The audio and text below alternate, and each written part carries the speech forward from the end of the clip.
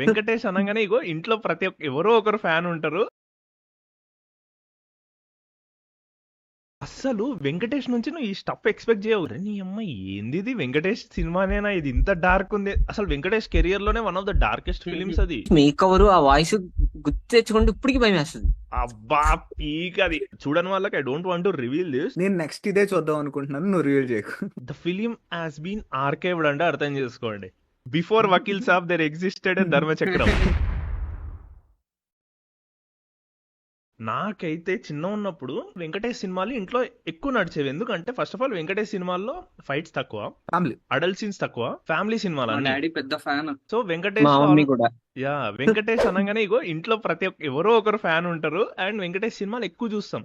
So అప్పటి వరకు నేను వెంకటేష్ సినిమాలు అంటే నువ్వు నాకు నచ్చావు, ప్రేమించుకుందాంరా, పారిపోదాంరా, ఇలాంటి సినిమాలు చూస్తూ ఉంటూ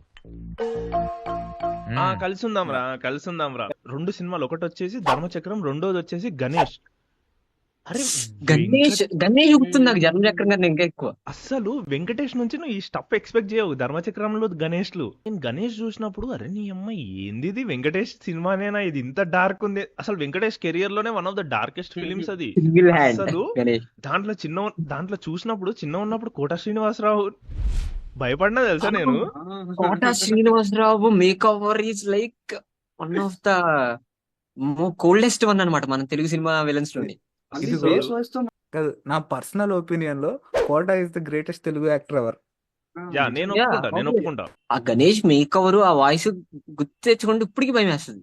ఏంది ఇది ఇంత యూనిక్ గా ఉంది వెంకటేష్ సినిమాలో. అండ్ ధర్మచక్రం నాకు ఎందుకు ఇష్టం అంటే నీకు గణేష్ లో కూడా నీకు అంత యూనిక్ ఉన్నా there is lot of tropes that are played on. అంటే క్లీషేస్ ఉంటాయి నీకు బేసిక్లీ, చాలా క్లీషేస్ ఉంటాయి. అన్న చెల్లెలు ఆ డైనమిక్, అన్న తర్వాత తండ్రి కొడుకుల డైనమిక్, రివెంజ్ డ్రామా డైనమిక్స్ గానీ అవన్నీ కొంచెం క్లీషే ఉంటాయి. ఉంటాయి. ధర్మచక్రంలో ఉండే కాన్ఫ్లిక్ట్ ఐరనీ ఉంటది చూడు, తండ్రితోటే డైరెక్ట్ కాన్ఫ్లిక్ట్. నేను అప్పటివరకు ఏ సినిమాలు చూడలేదు, డైరెక్ట్ తండ్రితోటి కాన్ఫ్లిక్ట్. ఆల్మోస్ట్ ఎట్లా అంటే ఒక అంటే ఎంత ఘోరంగా ఉంటదంటే ఆ కాన్ఫ్లిక్ట్, ఒకరినొకరు కొట్టేసుకుంటారేమో ఈ సీన్ లో అన్న రేంజ్ లో నేను తెలుగు సినిమాలు ఎప్పుడు చూడలేదు. తండ్రి కొడుకులు ఇంత ఘోరంగా అంటే వాళ్ళిద్దరి మధ్యలో మళ్ళీ తల్లి నలిగిపోతుంది అనమాట. నలిగిపోతూ ఉంటుంది. నా మాట కోసం ప్రెసిడెంట్ కూతుర్ని పెళ్లి చేసుకో, నీ మాట కోసం సురేఖను ఉంచుకో, అంతే. రాజకీయ వ్యభిచారంలో మీరు పెరిగినంత నేను ఇంకా పెరగలేదు, పెరగను. కన్న తండ్రికే ఎదురు తిరుగుతున్నావా? నువ్వు అసలు కన్న తండ్రిలా మాట్లాడావా?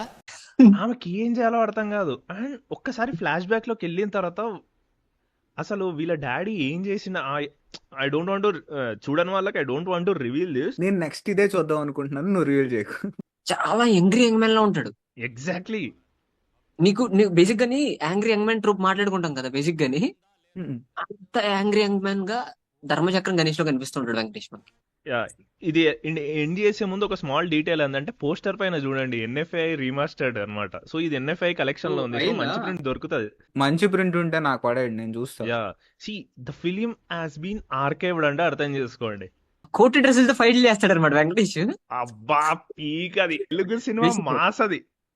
బేసిక్ గానీ కోర్ట్ డ్రెస్ తోటి ఒక హీరో ఫైట్ చేయడం మీరు చాలా రేర్ గా చూస్తాం. Before Vakeel Saab there existed Dharmachakram. Proper masala commercial cinema with so much of great characters. And villain place లో గిరీష్ కర్నాడ్ ఉన్నాడు, ఇంకా చెప్పాల్సింది అవసరమే లేదు. ఎర్రగా తీస్తాడు యాక్టింగ్.